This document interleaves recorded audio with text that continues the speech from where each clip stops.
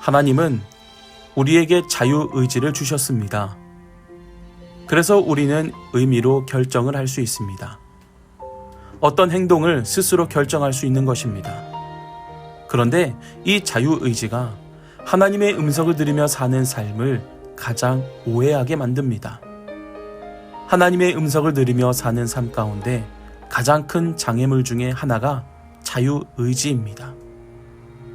하나님께서 우리에게 자유의지를 주신 것은 하나님과의 관계를 무시해도 좋다는 것이 아님을 깨달아야 합니다.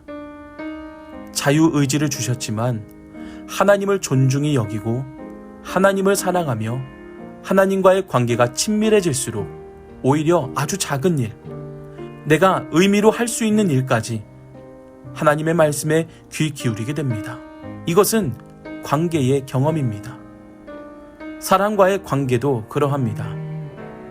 친밀한 관계일수록 아주 작은 일을 나누게 되는 법입니다.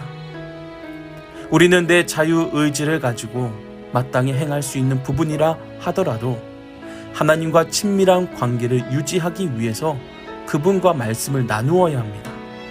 아주 필요한 부분입니다. 자녀가 성장해서 결혼하면 부모로부터 독립하게 됩니다. 분가하면 더욱 그러합니다. 독립한다는 것은 스스로 자기의 일을 결정해야 함을 의미합니다. 부모에게 의존해서는 안 됩니다. 그러나 독립했다고 하여서 부모님과 관계를 끊어도 좋다는 의미가 아님을 기억해야 합니다. 오히려 부모님을 존중히 여기는 아들은 작은 일이라도 부모님과 상의해서 결정합니다. 이것이 관계입니다. 부부관계도 그러합니다. 남편이 아침에 출근하기 위해 옷을 입으면서 아내에게 이렇게 말합니다. 이 옷 어때? 이 옷에 이 넥타이가 어울릴까? 라고 묻는다면 여러분들은 어떤 생각이 드십니까? 혹 이상합니까? 아니면 자연스럽습니까? 만약 아내가 대답하기를 그것 하나도 스스로 못합니까? 당신이 알아서 골라보세요 라고 한다면 남편의 기분이 어떨까요? 아내가 남편의 말을 듣고 유치원생인가? 자기 옷 하나 자기가 못 챙겨 입고 그걸 나한테 물을 수 있는가? 라고 생각한다면 남편이 얼마나 황당하겠습니까? 남편이 아내에게 물은 것은 관계의 문제입니다.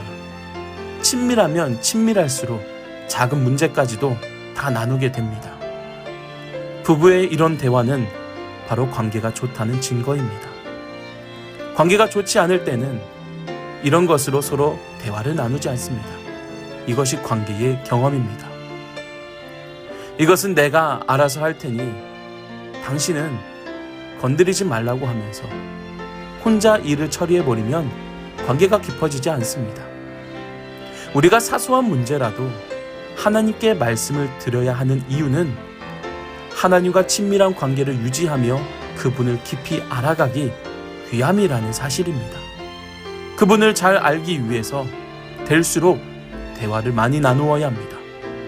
옷을 보고도 하나님과 대화를 나눌 수 있습니다. 모든 세리와 죄인들이 말씀을 들으러 가까이 왔을 때 하나님은 당신의 말씀을 들으러 찾아온 죄인 한 사람으로 인해 기쁨을 감추지 못할 것임을 꼭 기억하시기를 바랍니다. 오늘 여러분들 역시 날마다 말씀을 가까이 하시기를 바랍니다. 하나님과의 관계를 더욱 친밀하게 하기 위해 그 관계를 깊이 하기 위해서는 하나님께 모든 것을 아뢰며 작은 것까지도 바로 그 작은 것 하나까지도 나눌 수 있고 함께 교제할 수 있기를 소망합니다. 이러한 모습이 바로 하나님께 기쁨이 되는 자들의 모습인 줄로 믿고 그러한 모습으로 날마다 승리할 수 있기를 주님의 이름으로 간절히 축복합니다.